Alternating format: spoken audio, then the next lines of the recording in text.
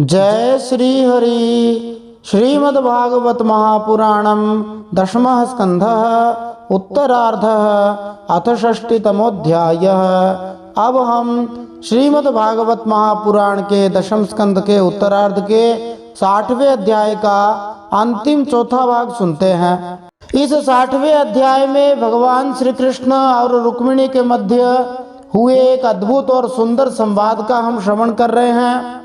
ये संवाद इतना महत्वपूर्ण, इतना अद्भुत है, इसकी टीकाएं इतनी विलक्षण है कि इसका बहुत विस्तार हो गया।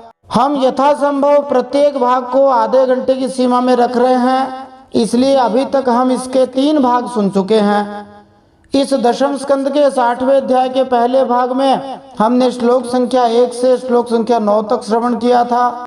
दूसरे भाग में श्लोक संख्या 10 से श्लोक संख्या 33 तक श्रवण किया था और पिछले तीसरे भाग में रुक्मिणी जी के द्वारा भगवान श्री कृष्ण को चातुर्य पूर्वक उत्तर के प्रसंग में श्लोक संख्या 34 से श्लोक संख्या 41 तक श्रवण किया था। अब हम इस 10वें स्कंद के उत्तरार्ध के 60वें अध्याय के चौथे भाग में 42वें श्लोक से 59वें श्लोक तक अध्याय समाप्ति पर्यंत श्रवण करते हैं और इन आगे के श्लोकों को सुनते हुए इन प्रश्नों के उत्तर प्राप्त कर सकते हैं। ये प्रश्न मौलिक रूप से श्रीमद् भागवत की समझ को बढ़ाने के लिए, सनातन शास्त्रों को समझने के लिए बनाए गए हैं। श्रीमद् भागवत में से ही ये प्रश्न निकाल कर बनाए जा रहे हैं। प्रत्येक प्रश्न की प्रामाणिकता उसके आगे स्कंद, उसके अध्याय और श्लोक संख्या से देखी जा सकती है। जिस प्रकार भाव में गंभीरता होती है, उसी प्रकार प्रश्नों में भी कई बार गंभीरता होती है और प्रश्न बनाने में बहुत परिश्रम लगता है। आशा है आपको ये प्रयास अच्छा लग रहा होगा। यदि ये प्रयास अच्छा लग रहा है तो इसको अवश्य ही दूसरों को ज़्यादा से ज़्यादा शेयर करते रहिए, भेजते रहिए, ताकि ज़्यादा से ज़्यादा हरिभक्त भगवान की विशुद्ध कथा सुन सकें, श्री सुखदेव जी, व्यास जी के प्रामाणिक श्लोक सुन सकें। तो इन आगे के श्लोकों को सुनते हुए हम इन प्रश्नों के उत्तर प्राप्त कर सकते हैं। किस देवता का भजन करने वाले सच्चे बुद्धिमान हैं? देवी रुक्मिणी पतियों की लाचारी की तुलना किन किन पशुओं से करती है? ये एक रोचक प्रश्न है। जो स्त्री श्री भगवान का बहिष्कार करती है, उसे जीवित शव को अपना पति स्वीकार करना चाहिए। ये भी एक महत्वपूर्ण प्रश्न है। पुरुष शरीर की निंदा हम जानेंगे और साथ में जानेंगे क्या शास्त्रों में केवल स्त्री शरीर की निंदा ही आती है? विवाहेतर संबंध, एक्स्ट्रा मैरिटल अफेयर्स रखने वालों की क्या दशा होगी? ये बड़ा ही प्रासंगिक महत्वपूर्ण प्रश्न है। वर्तमान समय में बहुत सारे लोग इस पाप को कर रहे हैं, उनकी दशा के बारे में जानेंगे। भगवान श्री कृष्ण द्वारा रुक्मिणी जी की प्रशंसा हम जानेंगे। भगवान श्री कृष्ण द्वारा भौतिकवादी या स्वार्थ से भगवान का भजन करने वालों की निंदा, ये हम जानेंगे। इसी के साथ हम जानेंगे कि लोग विवाह करने के लिए बेचैन क्यों रहते हैं। भगवान को देखे बिना भजन करने वालों को क्या फायदा होता है, ये हम जानेंगे। और इस तरह हम भी श्री भगवान के खास बन सकते हैं, वो क्या विधि है। रुक्मिणी के भाई रुक्मी का वध किसने किया था? भगवान के काम में कभी दोष नहीं निकालना चाहिए, ये भी हम जानेंगे। रुक्मिणी भगवान श्री कृष्ण के संवाद का गूढ़ संकेत या गूढ़ रहस्य भी हम जानेंगे। श्री कृष्ण रुक्मिणी संवाद की तरह कुमार संभवम एवं श्री रामचरितमानस में शिव पार्वती संवाद आया है, उसके बारे में भी हम थोड़ा सा जानेंगे। आइए इन सब प्रश्नों के उत्तर जानने के लिए आज इस दशम स्कंद के उत्तरार्ध के 60वें अध्याय के अंतिम भाग का श्रवण करते हैं, जिसमें हम श्लोक संख्या 42 से अध्याय समाप्ति तक श्रवण करते हैं। तो रुक्मिणी जी आगे भगवान के जो आक्षेप हैं, प्रश्न हैं, उनका उत्तर देते हुए कहती हैं। फिर भगवान श्री कृष्ण ने 16वें श्लोक में जो बात कही थी उसका निराकरण रुक्मिणी जी करती हैं। 16वें श्लोक में जहाँ भगवान ने कहा था गुणैर्हीना, कि वे तो समस्त अच्छे गुणों से हीन है, इस दावे का निराकरण भक्त रुक्मिणी यहाँ करती है। कौन्यं श्रयेत तव पाद सरोज गंध माघ्राय सन्मुखरितं जनतापवर्गम्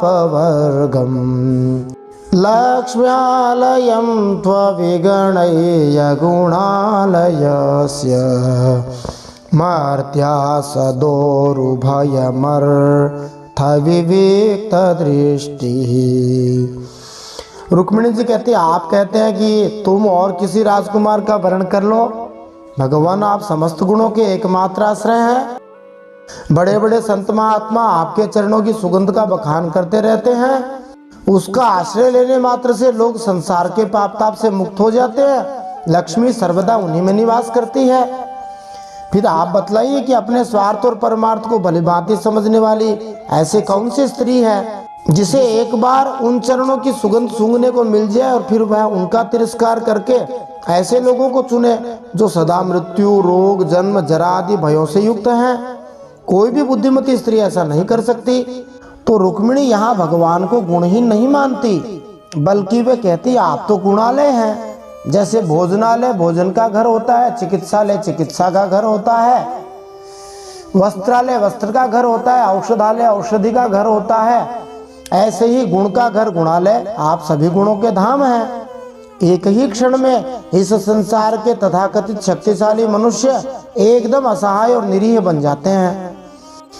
जैसे ही कोई बीमारी आती है, मृत्यु आदि आती है, तो तुरंत से असहाय हो जाते हैं अत्यंत शक्तिशाली लोग भी। निस्संदेह समस्त शक्तिशाली नर प्राणियों के भाग्य में विनाश लिखा है, किंतु श्री भगवान का सनातन आध्यात्मिक शरीर सर्वशक्तिमान तथा अति सुंदर है। इसीलिए जैसा कि महारानी रुक्मिणी यहाँ तर्क करती हैं, भला कोई समझदार प्रबुद्ध स्त्री भगवान श्री कृष्ण को छोड़कर और किसकी शरण में जाएगी। फिर रुक्मिणी जी कहते हैं तम त्वानुरूपम भजम जगतामधीश मात्मानमत्र च परत्र च कामपूरम श्यान्मे तवांघ्रिरणं श्रुतिभिर्भ्रमन्त्या यो वै भजन्तमुपयात्यनृतापवर्गः। रुक्मिणी जी कहते हैं प्रभु आप सारे जगत के एकमात्र स्वामी हैं। आप ही इस लोक और परलोक में समस्त आशाओं को पूरा करने वाले एवं सबके आत्मा हैं। मैंने आपको अपने अनुरूप समझकर ही चुना है। मुझे अपने कर्मों के अनुसार विभिन्न योनियों में भटकना पड़े इसकी मुझे परवाह नहीं। मेरी तो एक ही अभिलाषा है कि मैं सदा अपना भजन करने वालों का मिथ्या संसार भ्रम निवृत्त करने वाले तथा उन्हें अपना स्वरूप तक दे डालने वाले आप भगवान के चरणों की शरण में रहूं। किसी किसी प्रति में श्रुति भी के स्थान पर श्रुति भी पाठ भी मिलता है। तो श्रुति का अर्थ होता है मार्ग और श्रुति का अर्थ होता है वेद शास्त्र। फिर रुक्मिणी जी भगवान श्री कृष्ण द्वारा कहे गए 10वें श्लोक के उत्तर में कहती है तस्याः स्युरच्युत नृपा भवतोपदिष्टाः स्त्रीणां गृहेषु खरगो श्वबिडालभृत्याः यत्कर्णमूलमरिकर्षणनोपयायाद् युष्मत्कथा मृडविरिञ्च सभासु गीता।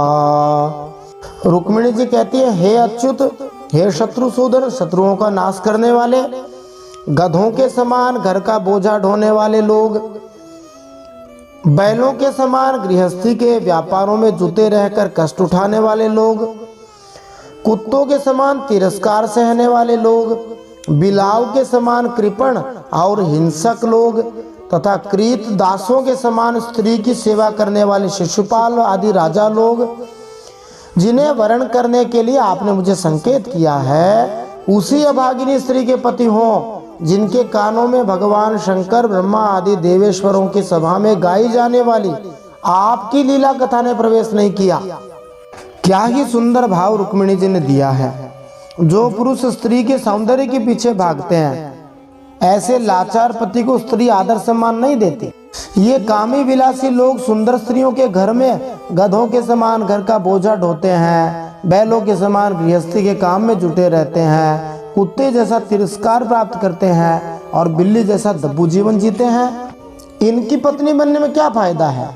श्रीधर स्वामी जी के अनुसार यहाँ पर महारानी रुक्मिणी भगवान श्री कृष्ण की ओर तर्जनी करके सबसे जो पहली अंगुली अंगूठे के पास वाली वो अंगुली करके क्रोध से बोल रही हैं। वे तथाकथित महान राजाओं की उपमा गधों से देती हैं, क्योंकि वे कितना सारा भौतिक बोझा ढोते हैं बेचारे। वे राजा अपने वृत्तिपर कार्यों के करने से बैलों की तरह दुखी रहते हैं, अपनी पत्नियों द्वारा अनादरित रहने से कुत्तों के समान हैं, स्वार्थी तथा क्रूर होने के कारण बिल्लियों जैसे हैं और पारिवारिक मामलों में परतंत्र होने के कारण नौकरों जैसे हैं। ऐसे राजा गधों के समान हैं, क्योंकि उनकी पत्नियां उन्हें यदाकदा अपनी हिंसात्मक रूप दिखाती है। कुत्तों की तरह हैं, क्योंकि वे बाहरी मनुष्यों के प्रति शत्रुवत व्यवहार करते हैं, जिससे वे अपने घरों की रक्षा कर सके। बिल्लियों की तरह इसलिए हैं, क्योंकि वे अपनी पत्नियों द्वारा छोड़ी गई जूठन खाते हैं। देखो, शास्त्रों में कहीं कहीं स्त्रियों के शरीर की निंदा आती है, तो लोग कहते हैं कि स्त्री शरीर की कितनी निंदा है, लेकिन रुक्मिणी जी ने स्पष्ट रूप से पुरुषों के शरीर की निंदा की है। और रुक्मिणी जी पुरुषों के शरीर की निंदा करते हुए कहती है, त्वक्ष्मश्रुरोमनख केशपिनाधमन्तर मांसास्थि रक्त कृमिवेट कफ पित्तवातम जीवच्छवं भजति कांतमतिर्विमूढ़ा याते पदाब्ज मकरंदमजिघ्रति स्त्री। रुक्मिणी जी कहती है, मनुष्य का शरीर जीवित होने पर भी मुर्दा ही तो है। जिस स्त्री ने आपके चरणारविंद मकरंद को कभी सूंघा नहीं, माने आपके चरणों की शरण नहीं ली, वही किसी चलते फिरते मुर्दे को अपना प्यारा समझकर उसमें सुख मान सकती है।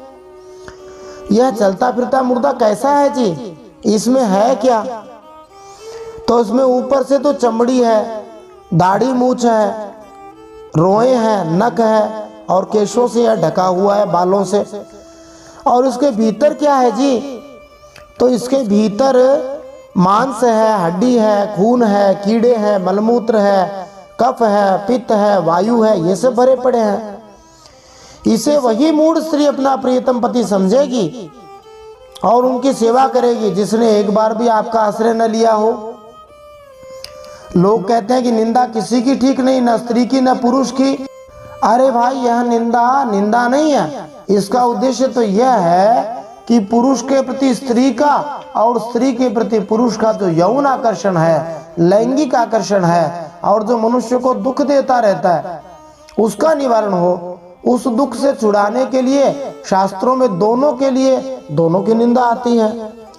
रुक्मिणी जी ने विचार किया कि यद्यपि भगवान श्री कृष्ण के चरणों की माधुरी सर्वविदित है, उनका शरीर सनातन है, ज्ञान आनंद से परिपूर्ण है, तो भी मूढ़ स्त्रियां भगवान का तिरस्कार करती हैं।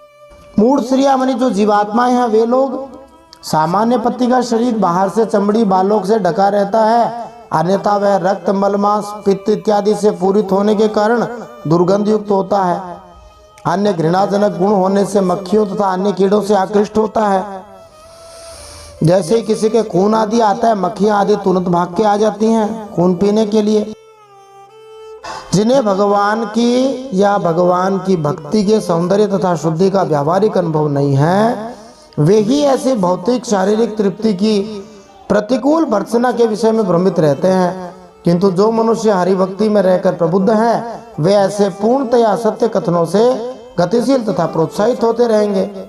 अब रुक्मिणी जी भगवान श्री कृष्ण के द्वारा कहे गए श्लोक संख्या 20 के भाव का उत्तर देती हैं, जहाँ भगवान ने कहा था, हम आत्मा राम हैं, इसलिए पत्नी बच्चों की ओर तनिक भी ध्यान नहीं करते, माने परिवार आदि की चिंता नहीं करते। तब रुक्मिणी जी कहती हैं, अस्त्वम्बुजाक्ष मम ते चरणानुराग आत्मन्रतस्य मयि चानतिरिक्त दृष्टेः यस्य वृद्धयौ पातर ज्योतिमात्रो मामेक्षसे तदुहनः परमानुकंपा। रुक्मिणी जी कहती हैं, हे कमल नयन, आप आत्माराम हैं, मैं सुंदरी अथवा गुणवती हूँ, इन बातों पर आपकी दृष्टि नहीं जाती, अतः आपका उदासीन रहना स्वाभाविक है। फिर भी आपके चरणों में मेरा सुदृढ़ अनुराग हो, यही मेरी अभिलाषा है। जब आप इस संसार की अभिवृद्धि के लिए उत्कट रजोगुण स्वीकार करके मेरी ओर देखते हैं, तब वह भी आपका परम अनुग्रही तो है। भगवान श्री कृष्ण ने रुक्मिणी देवी के प्रति अपने प्रेम की घोषणा पहले ही कर दी थी। भगवान ने विवाह से पहले कहा था, मुझे भी रात को नींद नहीं आती, हर समय तुम्हारे बारे में सोचता रहता हूँ। यद्यपि भगवान श्री कृष्ण अपने आप में तुष्ट रहने वाले हैं, और यदि हम यह याद रखें कि श्री रुक्मिणी जी उनकी अंतरंगी शक्ति हैं, तो हम समझ सकते हैं कि उनके साथ भगवान श्री कृष्ण के प्रेमालाप उनके शुद्ध आध्यात्मिक सुख की अभिव्यक्तियां हैं। किंतु यहाँ रुक्मिणी जी भगवान की बहिरंगी शक्ति के रूप में अपनी पहचान करती हैं, जो कि उनके अंशरूपा हैं। इसलिए वे कहती हैं, यद्यपि आप प्रायः मेरी ओर नहीं देखते, किंतु जब आप भौतिक ब्रह्मांड की सृष्टि करने वाले होते हैं, रजोगुण के माध्यम से जो कि आपकी शक्ति है कार्य करना शुरू करते हैं, तब आप मुझ पर दृष्टि डालते हैं। इस तरह आप मुझ पर अपनी महती दया प्रदर्शित करते हैं। इस प्रकार आचार्य विश्वनाथ बतलाते हैं कि रुक्मिणी जी के कथन को दो प्रकार से समझा जा सकता है, और असल में समस्त वैष्णव जन प्रामाणिक आचार्यों से कृष्ण दर्शन को भली भांति समझकर भगवान तथा उनके महान भक्तों के मध्य के इन प्रेमालापों को आनंद लूटते हैं। फिर रुक्मिणी जी कहते हैं, नैवालिकमहं मन्ये वचस्ते मधुसूदन अम्बाया एव हि प्रायः कन्यायः स्याद् रतिः क्वचित्। रुक्मिणी जी कहती है, मधुसूदन, आपने कहा कि किसी अनुरूप वर को वर्ण कर लो। मैं आपकी इस बात को भी झूठ नहीं मानती, क्योंकि कभी कभी एक पुरुष के द्वारा जीती जाने पर भी काशी नरेश की कन्या अम्बा के समान किसी किसी की दूसरे पुरुष में भी प्रीति रहती है। भगवान श्री कृष्ण द्वारा कही गई समस्त बातों को काटकर अब श्रीमती रुक्मिणी जी भगवान के कथनों की सत्यता की शिष्टाचार भाव से प्रशंसा करती हैं। दूसरे शब्दों में रुक्मिणी जी स्वीकार करती हैं कि भगवान श्री कृष्ण ने सामान्य नारी मनोविज्ञान को स्पष्ट करने के लिए उन्हें उदाहरण बनाया। काशी नरेश के 3 लड़कियां थी, अम्बा, अम्बालिका, अंबिका। इनमें से अम्बा शाल्व के प्रति आकृष्ट हुई थी। महाभारत में यह कथा कही गई है। रुक्मिणी जी अपने भाव का उपसंहार करते हुए कहती है, व्यूढ़ाया चापि पुंसल्या मनोभ्येति नवम नवम बुधो सतीम न बिभ्रियात ताम बिभ्रदुभयच्युतः। उल्टा स्त्री का मन तो विवाह हो जाने पर भी नए नए पुरुषों की ओर खिंचता रहता है। बुद्धिमान पुरुष को चाहिए कि वह ऐसी उल्टा स्त्री को अपने पास न रखे। उसे अपनाने वाला पुरुष लोक और परलोक दोनों खो बैठता है, उभय भ्रष्ट हो जाता है। फिर भगवान कहते हैं, श्री भगवान उवाच साध्वे तच्छ्रोतु कामैस्त्वं राजपुत्री प्रदम्भिता मयोदितं यदन्वात्थ सर्वं तत्सत्यमेव हि। भगवान श्री कृष्ण का, साध्वी हे राजकुमारी, यही बातें सुनने के लिए तो मैंने तुमसे हंसी हंसी में तुम्हारी वंचना की थी, तुम्हें छकाया था। तुमने मेरे वचनों की जैसे व्याख्या की है अक्षर से सत्य है, बिल्कुल ठीक कहा तुमने। यान यान कामयसे कामान मय्य कामाय भामिनी संति एकांत भक्तायास तव कल्याणी नित्यदा। भगवान ने कहा, सुंदरी, तुम मेरी अनन्य प्रेयसी हो, मेरे प्रति तुम्हारा अनन्य प्रेम है। तुम मुझसे जो जो अभिलाषाएं करती हो वे तो तुम्हें सदा सर्वदा प्राप्त ही हैं। और यह बात भी है कि मुझसे की हुई अभिलाषाएं सांसारिक कामनाओं के समान बंधन में डालने वाली नहीं होती, बल्कि वे तो समस्त कामनाओं से मुक्त करने वाली होती हैं। उपलब्धम पति प्रेम पातिव्रत्यम चते नघे यद वाक्य साल्यमानाया नैधीर्मयी अपकर्षिता।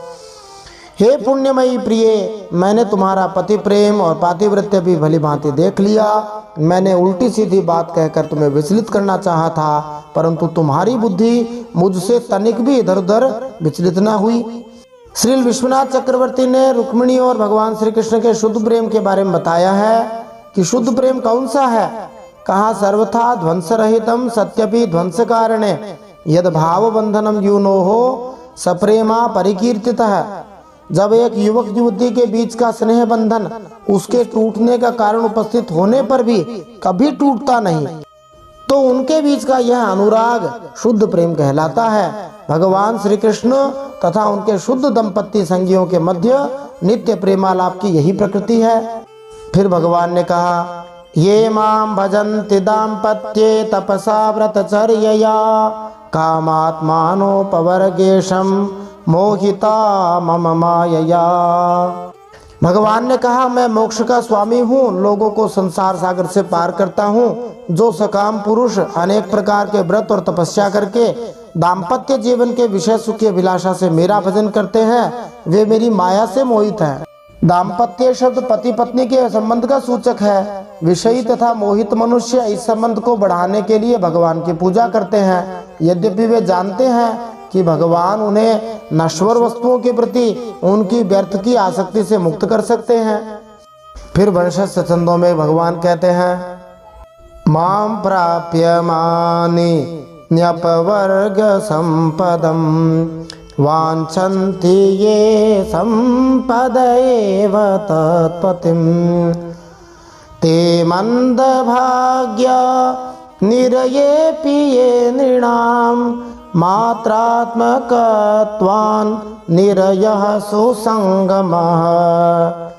भगवान ने कहा, मैं मोक्ष तथा संपूर्ण संपदाओं का आश्रय हूँ, अधीश्वर हूँ।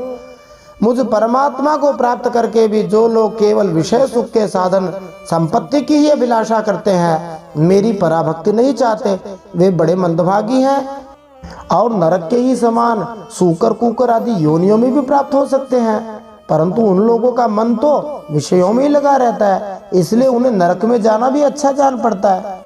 इसमें तर्क ये है कि जब भगवान श्री कृष्ण समस्त आनंद तथा समस्त ऐश्वर्य के उद्गम हैं, तो वे परमानंद तथा सर्वाधिक ऐश्वर्यवान हैं। इसलिए हमारा वास्तविक स्वार्थ इसी में है कि हम अपने आप को भगवान श्री कृष्ण की प्रेममयी सेवा में सदा लगा रखें। जैसा कि प्रहलाद महाराज कहते हैं 7वें स्कंद 5वें अध्याय में, नते विदुः स्वार्थ गतिम हि विष्णुम।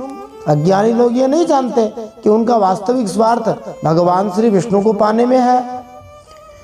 श्री विश्वनाथ चक्रवर्ती के अनुसार मनुष्य को स्त्री संग तथा अन्य इंद्रिय भोग नरक में भी मिल जाते हैं। यह व्यावहारिक अनुभव है कि कुत्ता, सूअर आदि तथा कबूतर को भी संभोग करने के पर्याप्त अवसर मिलते हैं। यह दुर्भाग्य ही कहा जाएगा कि आधुनिक मानव, जिन्हें हरिभक्ति करने का स्वर्णिम अवसर मिला हुआ है, इस मनुष्य जीवन में आके हरिभजन कर सकते हैं।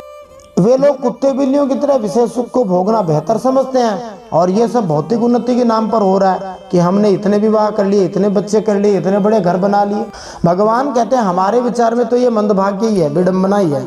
फिर भगवान कहते हैं, देष्ट्या गृहेश्वर्य सकृन्मयी त्वया कृतानुवृत्तिर्भवमोचने खलैः सुदुष्करासौ सुतरां दुराशिषो यसुंभराया निकृतिंजोषः स्त्रियाः। भगवान ने कहा, गृहेश्वरी प्राण प्रिय, यह बड़े आनंद की बात है कि तुमने अब तक निरंतर संसार बंधन से मुक्त करने वाली मेरी सेवा की है। दुष्ट मनुष्य ऐसा कभी नहीं कर सकते। जिन स्त्रियों का चित्त दूषित कामनाओं से भरा हुआ है और जो अपनी इंद्रियों की तृप्ति में ही लगी रहने के कारण अनेकों प्रकार के छल छंद रचती रहती हैं, उनके लिए तो ऐसा करना और भी कठिन है। श्री जीव गोस्वामी जी यह प्रश्न करते हैं कि चूंकि भक्ति से मनुष्य को आसानी से मुक्ति मिल जाती है, तो उसके पश्चात क्या ऐसा नहीं हो सकता कि समस्त मनुष्य मुक्त हो जाए और यह संसार रहे ही नहीं? इसका उत्तर देते हैं कि ऐसा कोई खतरा नहीं है, क्योंकि ईर्ष्यालु छल छद्ममय विषयी मनुष्यों के लिए भगवान की श्रद्धापूर्वक सेवा कर पाना बहुत कठिन है, और संसार में ऐसे मनुष्य की कोई कमी नहीं है, इसलिए सारे लोग मुक्त होने वाले नहीं हैं। फिर भगवान श्री कृष्ण रुक्मिणी जी से जो बात कहते हैं, सुखदेव जी से वसंत तिल का छंद में गाते हैं, नत्वादृशीं प्रणयिनीं गृहिणीं गृहेषु पश्यामि मानिनीयया स्वविवाह काले प्राप्ता नृपा नवगणैर्यरहो हरो मे प्रस्थापितो द्विजौपाश्रुत सत्कथस्य। भगवान ने कहा, मानिनी, मुझे अपने घर भर में तुम्हारे समान प्रेम करने वाली पत्नी और कोई दिखाई नहीं देती, क्योंकि जिस समय तुमने मुझे देखा तक नहीं था, केवल मेरी प्रशंसा ही सुनी थी, उस समय भी अपने विवाह में आए हुए राजाओं की उपेक्षा करके ब्राह्मण के द्वारा मेरे पास गुप्त संदेश भेजा था। देखिए, वास्तव में रुक्मिणी जी जीव मात्र ही है, जैसे रुक्मिणी जी ने भगवान को देखे बिना प्रेम किया था, ऐसे हम लोगों ने भी भगवान को आज तक नहीं देखा, परंतु फिर भी भगवान से प्रेम करने का प्रयास तो कम से कम कर ही रहे हैं। तो निश्चित रूप से भगवान इसको बहुत बड़ा मानते हैं। ब्राह्मण समझ लीजिए, संत महात्मा हो गए, वो हमारा संदेश भगवान तक अवश्य ही पहुंचाते हैं। फिर भगवान श्री कृष्ण एक भूतकाल की घटना का स्मरण करते हुए रुक्मिणी जी से कहते हैं, भ्रातुर्विरूपकरणं युधि निर्जितस्य प्रोद्वाह पर्वणि च तद्वधमक्षगोष्ठ्यां दुःखं समुत्थमसहोस्मदयोगभीत्या नैवाब्रवीः किमपि तेन वयं जितास्ते। भगवान ने कहा, तुम्हारा हरण करते समय मैंने तुम्हारे भाई को युद्ध में जीतकर उसे विरूप कर दिया था, और अनिरुद्ध के विवाह उत्सव में चौसर खेलते समय बलराम जी ने तो उसे मार ही डाला था, किंतु हमसे वियोग हो जाने की आशंका से तुमने चुपचाप वो सारा दुख सह लिया, मुझसे एक बात भी नहीं कही। तुम्हारे इस गुण से मैं तुम्हारे वश में हो गया हूँ। यहाँ भगवान श्री कृष्ण जिस घटना का उल्लेख करते हैं वह आगे के अध्याय में वर्णित होगी। इस प्रकार रुक्मिणी से भगवान श्री कृष्ण की यह वार्ता अनिरुद्ध के विवाह के पश्चात हुई होगी। यहाँ एक ऐसी बात कही गई है जिससे यह मालूम पड़ता है कि यह विनोद बहुत बड़ी उम्र में किया गया है, बुढ़ापे में। वर्णन तो क्रम से आ गया, परंतु यह किया गया बहुत देर से। भगवान कहते, देखो मैंने ब्याह के समय तुम्हारे भाई की दाढ़ी मूछ उखाड़ ली, अनिरुद्ध के ब्याह के समय तो भरी सभा में चौसर खेलते समय भाई जी बलराम जी ने उसे मार ही डाला था रुक्मी को, लेकिन तुमने मेरे लिए अपना सारा दुख चुपचाप सह लिया। देखो, बलराम जी ने भगवान श्री कृष्ण से पहले तो कहा था कि तुम रुक्मी से छेड़छाड़ क्यों करते हो, ऐसा कहकर भगवान के काम में दोष निकाला। भगवान ने कहा, अच्छा बड़े भाई जी, मैंने तो केवल दाढ़ी मूछ उखाड़ी है, तुम तो कभी इसका सिर ही उखाड़ दोगे, इसलिए भगवान के काम में कभी दोष नहीं निकालना चाहिए। फिर भगवान श्री कृष्ण रुक्मिणी जी से कहते हैं, दूतस्त्वयात्मलभने सुविवेक्त मंत्रः प्रस्थापितो मयि चिरायति शून्यमेतत् मत्वा जिहास इदमङ्गमनन्ययोग्यं तिष्ठेत तत् त्वयि वयं प्रतिनंदयामः। द्वारकाधीश ने कहा, तुमने मेरी प्राप्ति के लिए दूत के द्वारा अपना गुप्त संदेश भेजा था, परंतु जब तुमने मेरे पहुंचने में कुछ विलंब होते देखा, देरी होते देखी, तब तुम्हें यह सारा संसार सोना दिखने लगा। उस समय तुमने अपना यह सर्वांग सुंदर शरीर किसी दूसरे के योग्य न समझकर इसे छोड़ने का संकल्प कर लिया था। तुम्हारा यह प्रेम भाव तुम्हारे ही अंदर रहे, हम इसका बदला नहीं चुका सकते। तुम्हारे इस सर्वोच्च प्रेम भाव का केवल अभिनंदन करते हैं। माने भगवान कह रहे हैं कि तुम्हारी सरीखी श्रीमती गृहिणी दुर्लभ है। श्रीमती रुक्मिणी देवी के मन में भगवान श्री कृष्ण के अलावा अन्य किसी को पति बनाने का कभी कोई मंतव्य नहीं था, जैसा कि उन्होंने भगवान श्री कृष्ण के पास भेजे गए अपने संदेश में कहा था, यम भुजाक्षण लभेय भवत् प्रसादम जय्यामसून व्रतकृशान शतजन्म भीष्यात्। उस पत्र में लिखा था, यदि आपने कृपा नहीं की तो मैं प्राण त्याग दूंगी, जो मेरी तपस्या के कारण अत्यंत क्षीण हो चुका होगा। तब हो सकता है सैकड़ों जीवन तक प्रयास के पश्चात आपकी कृपा पा सकूं। श्रीमद् भागवतम द्वारा महारानी रुक्मिणी की अद्वितीय महिमा स्थापित होती है। बोलिए रुक्मिणी महारानी की जय। श्री शुक उवाच एवं सौरत संलापैर भगवान जगदीश्वरः स्वरतो रमयारे में नरलोकम विडम्बयन्। श्री सुखदेव जी कहते हैं, परीक्षित, जगदीश्वर भगवान श्री कृष्ण आत्माराम हैं। वे जब मनुष्यों जैसी लीला कर रहे हैं तब उसमें दाम्पत्य प्रेम को बढ़ाने वाले विनोद भरे वार्तालाप भी करते हैं और इस प्रकार लक्ष्मी रूपिणी रुक्मिणी जी के साथ विहार करते हैं। इस श्लोक में विडंबन शब्द का अर्थ है अनुकरण करते हुए तथा उपहास करते हुए। श्री भगवान इस जगत के पति के अनुरूप कार्य कर रहे थे, किंतु उनकी लीलाएं दिव्य है। और शरीर के भोगों को लक्ष्य करके की गई संसारी गतिविधियों की विकृति का पर्दाफाश करने वाली हैं। अब इस अध्याय का अंतिम श्लोक, तथा न्यासामपि विभुर्गृहेषु गृहवानिव आस्थितो गृहमेधियान् धर्मान् लोक गुरुर्हरि। भगवान श्री कृष्ण समस्त जगत को शिक्षा देने वाले और सर्वव्यापक हैं। वे इसी प्रकार दूसरी पत्नियों के महलों में भी गृहस्थों के समान रहते और गृहस्थोचित धर्म का पालन करते थे। इस प्रसंग में अनेक गूढ़ भाव हैं।